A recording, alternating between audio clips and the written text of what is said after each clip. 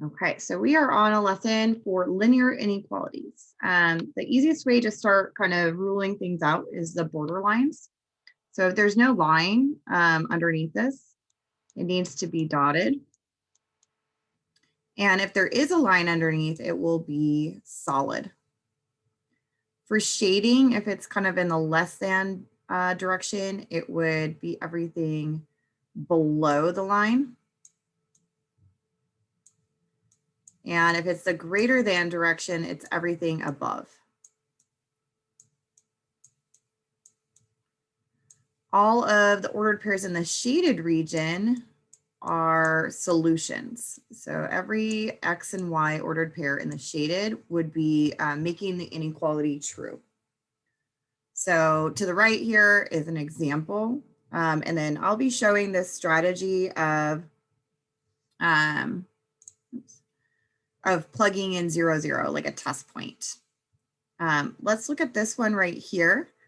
Right away, I'm going to be, because I see this dotted border line, I'm looking for no line underneath the inequality symbol. So I'm going to cross those two off. And now I'm really just looking to see if it's going to be G or J. The way to do this is doing that.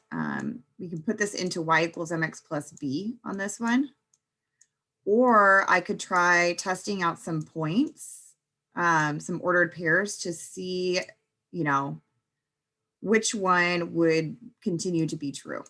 So I would test things out to see, if this one would be true or if this one would be true. To put into y equals mx plus b, I do my exciting move.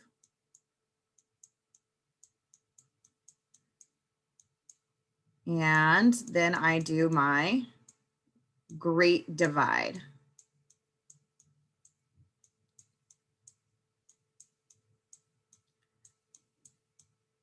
So divide everything by 7.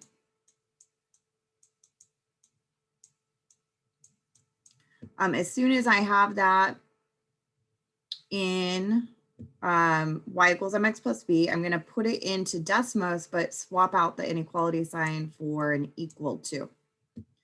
So I'm going to put y equals, and if I take a look at my work, it was -4/7, -4/7 x, and then 49 plus 49 divided by 7. Okay, so I'm just going to see if this graph matches the one being shown. So if this one is going to be a match. I see that it has the 7 here, and then the x-intercept though on this one needs to be at 4, whereas on this one it's at 12.25. So that would be another one I would rule out, which leaves us with J. I would also though be able to test out this point right here. So maybe when x is 4, y is 0.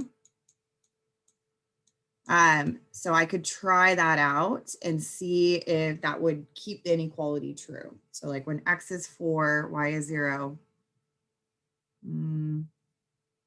mainly it would be outside the, anyways, mainly I would use that strategy. All right, so taking a look at this one right here, we were looking for shaded above because y is above. And we also want to see the boundary line be dotted.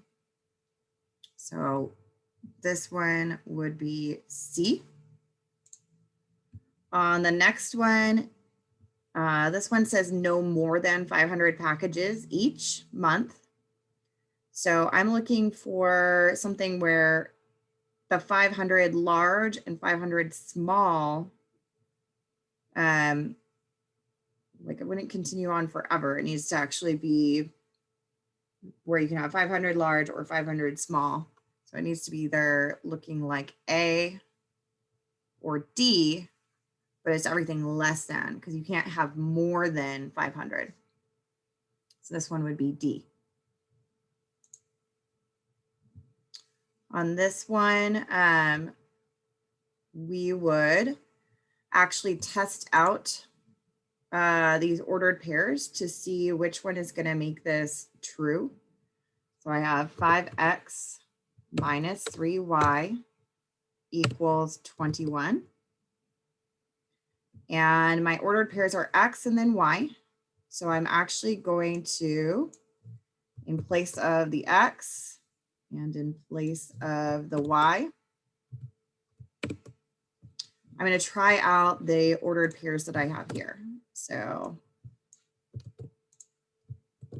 I'm going to try out -7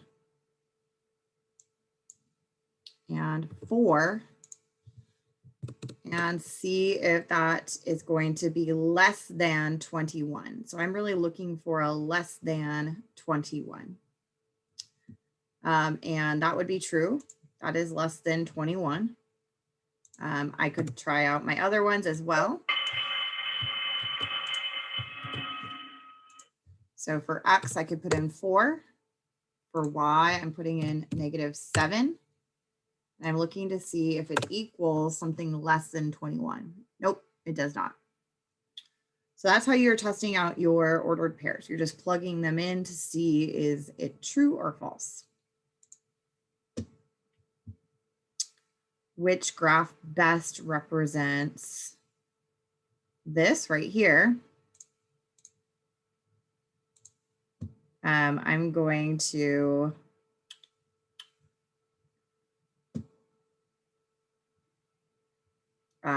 first put it into y equals mx plus b. So that will get me the correct line. And then I would be testing out a a point at 0, 0 to know if I should be shading above or below. Because we have, all of them are dotted, so I can't rule anything out there. So I'm going to put in -3x equals, instead of greater than, 4y minus 36. And here I just want to get the x on one side and everything else on the other. So I'm going to do a great divide. So I'm going to divide everything by -3. Divide by -3. Divide by -3. And here I'm seeing a graph with an intercept at 10 and 12. So it's going to rule out C and D. So I can go ahead and get rid of C and D. And now I'm just deciding between A and B. So next I'm going to do a test point. So I'm going to actually just keep it how it was.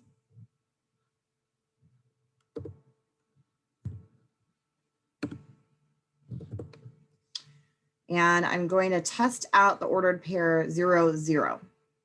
Just it's the easiest ordered pair to test, meaning I'm going to plug in a 0 for x and a 0 for y.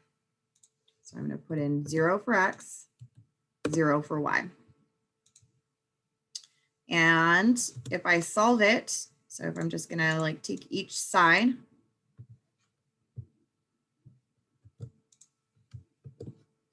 so -3 times 0 is 0.